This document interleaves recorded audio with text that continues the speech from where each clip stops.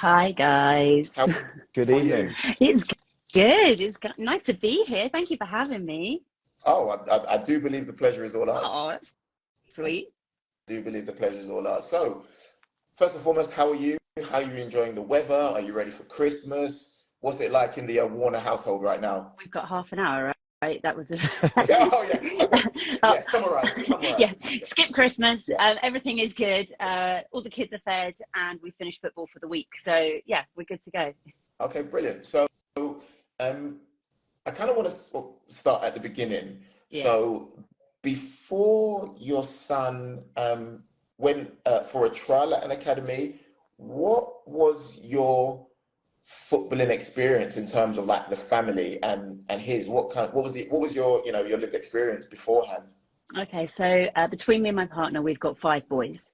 So there was a lot of football going on at various levels, mostly grassroots. Yeah, Yeah, but even at grassroots, with five boys, you're doing a lot of traveling, a lot of driving, a lot of training, a lot of games. yeah. Um, and so, yeah, there was a lot of football going on, but not much academy experience, if I'm honest. Okay. So predominantly the story revolves around Bruno, who's now 15. When he was in year six, we had sort of experiences with Chelsea and their academy and trials and things like that. And at the time, it caused Bruno to really pull back from football. He didn't enjoy the experience, too much pressure, made himself, sick, Mm. wasn't feeling it. So pulled back for a few years. Mhm. And then it was year nine when he said, actually, I want to really go for it. I'm in the zone now. Right. And so I supported that. And, he chose the teams he wanted to play in, to put himself in the right position, to be in have the right eyes on him. That was all his doing. Mm. And so So that brought us to kind of near enough nowish. yeah, so going back to kind of like his time at Chelsea, what was it about kind of being in an academy that made him feel the pressure, that made him feel like maybe it wasn't for him? I think there was a lot going on in year six. Year six is a big year anyway for any kid, when they're 10 and 11. And it was a lot of trials. It was weeks and weeks on end. Cobham, where Chelsea train, is about 45 minutes from us. So it was a lot of traveling, a lot of those things, and a lot of pressure on himself. As soon as all your friends find out that you're trialing at Chelsea, Mm. that piles on the pressure of, Yeah, what if I don't make it? yeah, And yeah, at the time it just wasn't for him, and that was cool. I was really proud of him that he wanted to back away. And as yeah, it was, it kind of coincided the next year with COVID, and everything came to a stop anyway. So it was yeah, kind of a natural pause in his football journey. yeah, yeah. So fast forward, we have COVID. He finds himself a grassroots team. He's playing. He gets invited to another trial. Is that how Yeah, it happened? yeah. So playing for his county, playing for Sussex, Sussex schools, which that's a great pathway for loads of boys to get seen and scouted and things. And randomly Colchester, so League Two, Cat Two Academy, contact us out the blue. I'll be honest, I had no idea where Colchester was. Um, yeah, it's one of those things I had to Google and find out. Yeah, Um, yeah. that Colchester were really interested in him. He's 6'3", he's a striker, he stands out, especially at 14, 15. So yeah, we went up to Colchester to see what it was all about. It was all an adventure, an Mm, experience. mm. And what does that journey look like for you from, traveling from your house to Colchester, and how many days a week were you doing this? What does that look like for you? Really long. That's what it looks like. It looks really long and boring. So we live just outside Brighton, on the Okay. south coast, and Colchester on a really good run, and I'm talking 6 a.m. on a Saturday morning. A very rare run. Yeah. Yeah, very, very rare run is that magic 1 hour 30. Okay. Yeah. 90 Yeah, minutes length of a game. But the yeah. realistic The route, realistic yeah. on a Wednesday night when you're trying to get to training at 6 o'clock, it's anywhere between 2 and 3 hours. And that's one That's way. one way. Yeah, and then obviously you've got training in the middle for Mhm. 2 hours, and then you've got about it's 2 hours on the way back because it's later, traffic's died down. So yeah, we were looking at, that was causing, it was taking up whole days, because by the time I've organised everything beforehand, the dog, dinner, lunch, everything, then pick her up from school, done that, and get back at 10:30, it's a whole day. Yeah. And how many days a week are you doing that, or were you doing that? We were doing that, so not including games, just for training. We were doing training 1 to 2 times a week. So we were missing training because they were aware how far away we were. Yeah, yeah. Okay. And so you're there, you're doing this mammoth, journey 2 to 3 times a week, depending on games and training and whatnot. And he's on a 6-week trial, 8-week trial? How long is he got offered, I don't even know how long it was, because they offered him an academy contract after about 3 weeks, 4 weeks. Incredible. So yeah, it didn't run its course. He And was offered a contract quite quick. What was his schedule like in terms of, would he do any extra training? So if he was training twice a week, say, with the club, what would he do the other days? So he was having one-to-one sessions locally, so we could keep it as local and do as little travelling in that time as possible. And he was also still training with his grassroots team as well. So he was getting a bit of sort of fun training with the grassroots team. He was doing a couple of really structured sessions with the academy team, and one-to-ones in between as well, just to work on the little things he wanted to. Yeah, yeah. So obviously, Jess, it's really we're really grateful to have you. And what we're speaking about today is kind of what I would say is kind of like a serious implication or concerning implication as a parent. Like, Dan and myself are also parents. We have young kids. So what was Bruno's experience, and I guess what is the conversation that we're talking about today? So it all started off really good. Got welcomed into the club, shown round. It all seemed really positive. Because we were so far away, and it was kind of Easter holiday time to start with, they invited him up to train with the 18s so that we could go up there and experience the club more on kind of not a full-time basis, but so instead of getting little snippets here and there, he could get a real feel for the club. So he trained with the 18s. He loved it. It was great. He loved the group of lads. He loved the whole environment, and he could see himself settling into that environment. Then after Easter, it just went downhill. So he was then just training back with what were then the under 15s. And I just noticed he didn't want to go to training. And it wasn't just because of the distance. He was getting moody. He was shutting down, not talking. He was not himself. Even his friends at one point commented to me, Bruno seems really sad. And it's not always easy to get stuff out of a teenage boy. They don't do much talking anyway. But when you are stuck in a car for 2 hours on a return trip after training, you've got more of an opportunity. And it just became apparent that he was dreading it. He didn't like it. And I'll be honest, for the first few weeks, I wasn't getting out of the car. I was staying in the car or doing my own thing whilst training was happening. I started to get out the car to hear what was going on and see what was going on. And it was negative. It was really, really negative. None of the boys seemed to be having fun. Not that it's all about fun, but there wasn't any energy. The snippy comments, the snipey comments, the nasty comments. From coaches, parents, players? First of all, I noticed it from the boys, because it's easy to notice it from the boys. There's 15 of them. They're absolutely everywhere. You can pick up on what they're saying. They're not saying nice things to each other. If someone makes a mistake in training, they're immediately on it. Now, I get they're all each other's competition. It's dog eat dog. But it seemed really nasty. Okay, so this wasn't a case of boys being boys, in your opinion? No. Yeah, as I said, we've got 5 boys. I know banter. I know, things that boys say. And it was taking it a bit too far. And even some of the other mums were saying, oh, that was a bit unnecessary.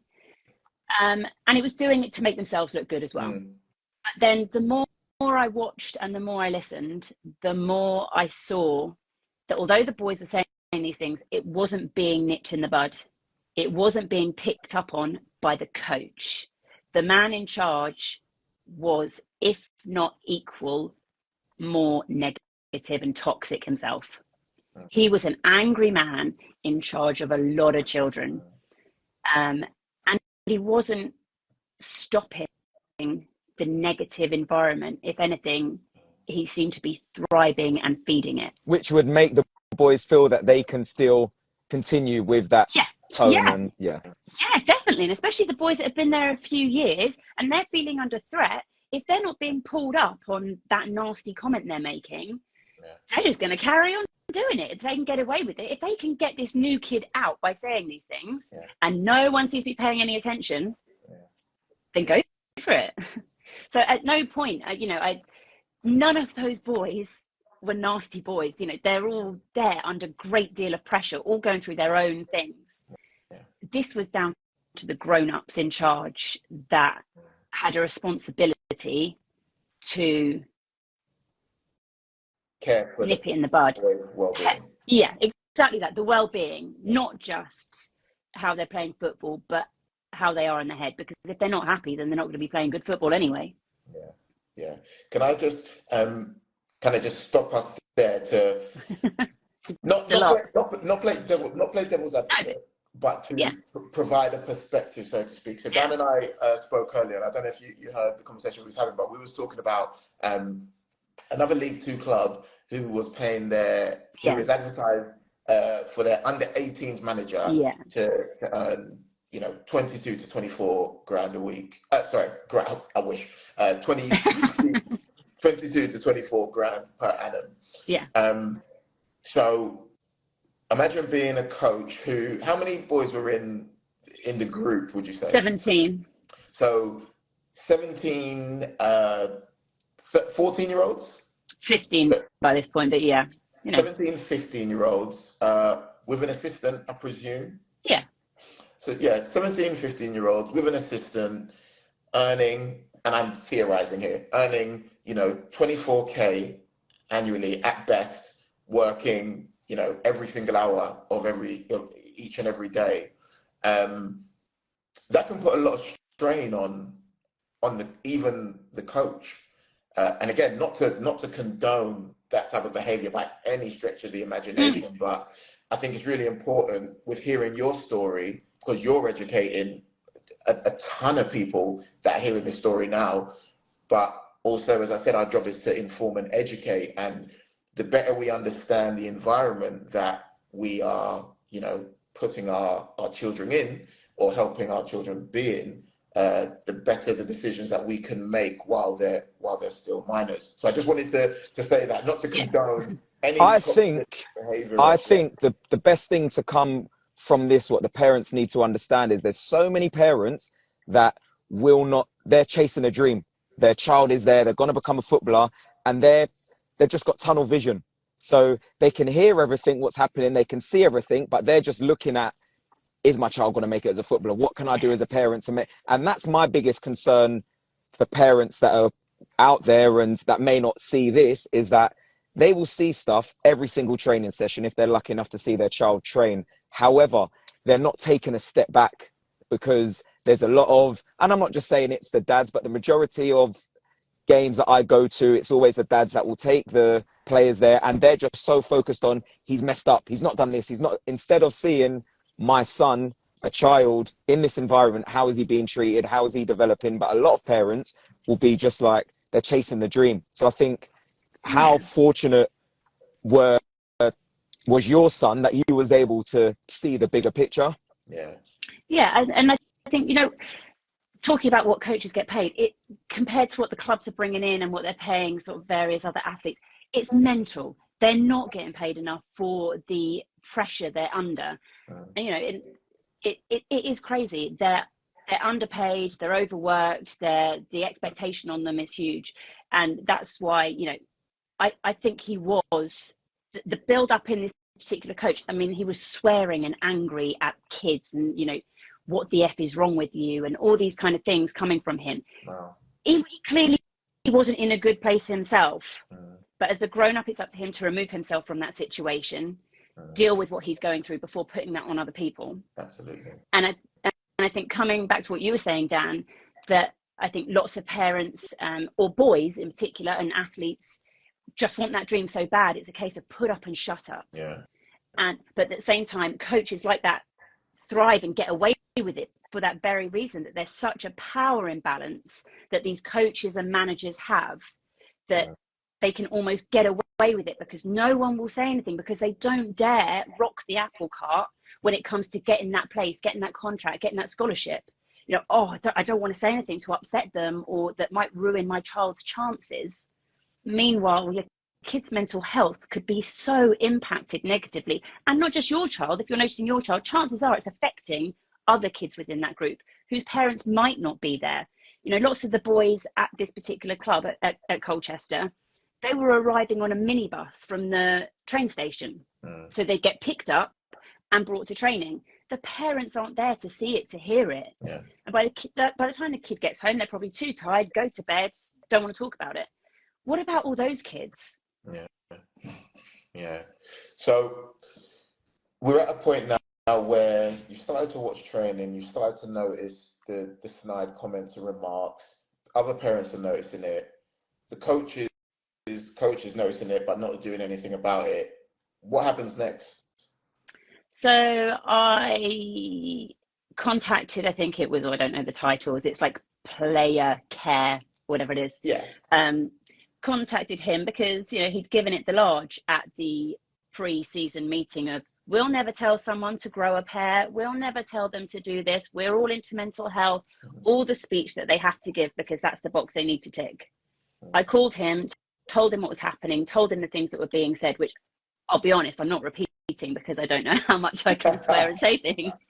So I don't want to be too cryptic. I don't want people thinking, well, she's not actually saying what was said. But I know, but I think you're saying enough. I think you're saying enough. I think in the comments, people are really getting it.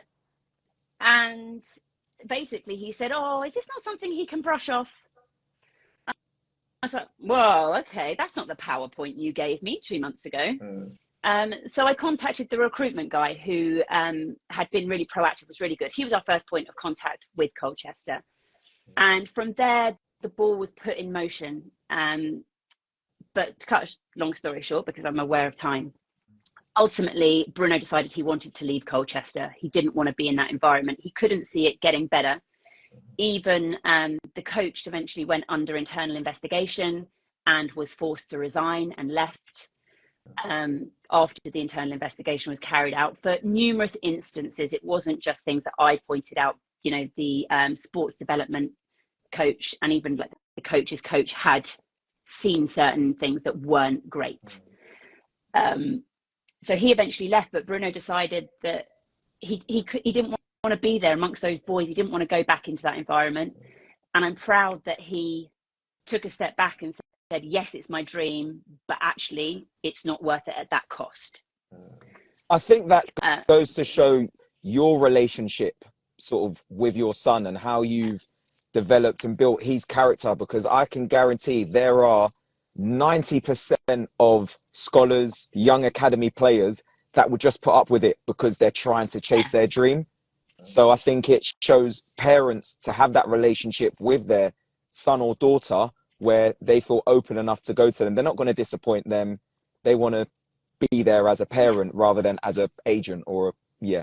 But at the same time, I think it's a huge privilege to be able to do that as well, because for a lot of the boys there, that is it. You know, Bruno is really lucky, really fortunate, really privileged. He has other options, you know, beyond whether it's football, whether it's athletics, whether it's academic, whatever it is. Whereas so many of the boys in the system, they have to make it.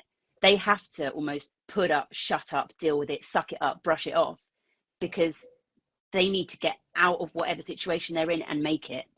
And those are the boys that, or, you know, girls, athletes that I would like to hear that there are other options, or you can speak up. And so you've now taken Bruno out of, you know, that academy and he's playing his football. How is Bruno doing now? So we didn't write off the academy system. We thought it can't be this bad everywhere. Within a couple of weeks, Cambridge United called and they were like, We know we're just as far, but we've heard good things about Bruno, and we would like to show him that it can be different. And it really is. He's been training with Cambridge for nearly 2 months, and he's loving it. From the moment he walked into their changing room at training, and bear in mind, when he was training at Colchester and no one was happy, it was deadly silence. They wouldn't even turn on the auto lights. They'd all sit there in darkness, not saying a word. He walked into the Cambridge United change room and they're all playing a game with a digestive biscuit. They're all having a laugh. You know, it's what you want to see from boys. You want to see them being happy. You want to see some energy. You want to see something. And then they go out and they train. They're a team. That's what I would expect. That's what I would hope that they can get from football. So yeah, he's at Cambridge and really enjoying it. That's fantastic. And one of my good friends and former teammates is actually at Cambridge now. So I will tell him to make sure that he looks out for Bruno, and if he sees him, make sure he tells him hello. It's a great club. Yeah. And what advice would you have for parents that aren't in a similar position in terms of they feel that what advice would you have for parents to help support their child that makes that step up from grassroots to academy or a more elite team, so that they can be a parent instead of trying to chase the dream and be an agent and make it as a football player? I think it's really hard, isn't it? Because I think we all want to see our children succeed, and success is so often framed as making it into an academy and making it as a pro footballer. I think keep the conversation as open as possible as you can with teenagers. You know, I relied on Bruno telling me what was going on, telling me how he felt, so I could give him the tools to resolve that situation as best as he felt he could. So just keep the conversation open. And how did that change? Sorry. Go on. How did that change sort of through puberty, through more schoolwork, distractions outside, sort of once they reach that certain age? Because there's a big stat in football. Once players reach 14 years old, you lose about 38% of players that are in grassroots football from under 14s up, because there's distractions, puberty, schoolwork. How did you notice the difference at that age? With Bruno? Yes. Bruno seemed to focus more than ever on sport. He went all in, whether that's athletics or football. He focused himself 100% on football. That was what he wanted. The distractions, what distractions? No, amazing. So listen, on that note, because I am very conscious of time, I think this is a great kind of place to wrap up the conversation. But before we do, while I have you, Jess, I would just like to say, well, I'd like to commend you for your parenting. As I said, I'm a parent myself. I've got a 13-year-old, so, you know, not too far in age from Bruno. And the fact that you've equipped him with skills to be able to make such courageous decisions is a testament to you and the job that, you know, you're doing. And it, you know, if you look back in the comments, it's like, Jess, incredible. Well done, Jess. Great parenting, Jess. You know, well done, Bruno. I think, yeah, you really are Bruno really is a testament to the work that you're doing. And as we said, this platform is about educating everyone, but most importantly, parents, because the people on this platform that will be watching, the community that we've built, predominantly are parents that have minors, that are kids that are, you know, wanting to go into career academies or in the, you know, youth development or foundation phase. And having them hear from someone such as yourself, who has had a child, who has a kid who, you know, has had a negative experience, but has been able to bounce back from that and find an environment in which he can thrive, I think is just, you know, it's an incredible story. And I just want to say you are an inspiration to me as a parent. And I think you have definitely helped educate and inform a lot of parents who are currently watching. So thank you, Darius. Thank you. And actually, just something that you kind of raised there, I want also parents to know that if one club isn't right, another one might be. You know, you don't have to stick with one club. I think Yeah. That's what, shop around. Yeah, definitely. Dan, anything from you for Jess? No, I think it's just this community, all the sort of the guys on the podcast, Portia, myself, Darius, we can give our experience. And it's just amazing that the parents can learn from you, because you're at a different stage to what myself and Darius are. We coach elite athletes, we've played football. However, the stage that you're at is a different stage to what we're at. So you're talking about experiences that we've not experienced yet. And I think it's all well and good us talking about football development and what we've been taught in education courses through the FA. But in terms of the hands-on experience, I'm learning as a parent on the job. So it's kind of, yeah, it's very refreshing, and it's amazing for us to hear from you. So thank you very much. Thank you so much for having me, guys. You can kick me off now if you like. It's our pleasure. But I must say, quickly before you go, I feel like we only touched the surface of this conversation. Oh, yeah. So yeah, Sean, I know you're Expect watching. A DM. Expect a DM. Expect a DM, because this is a conversation that needs to be had more consistently, more often, and with more people watching. So yeah, Jess, thank you so much for your time, and it's been amazing. Thanks, guys. Have a nice evening. You too. Take care.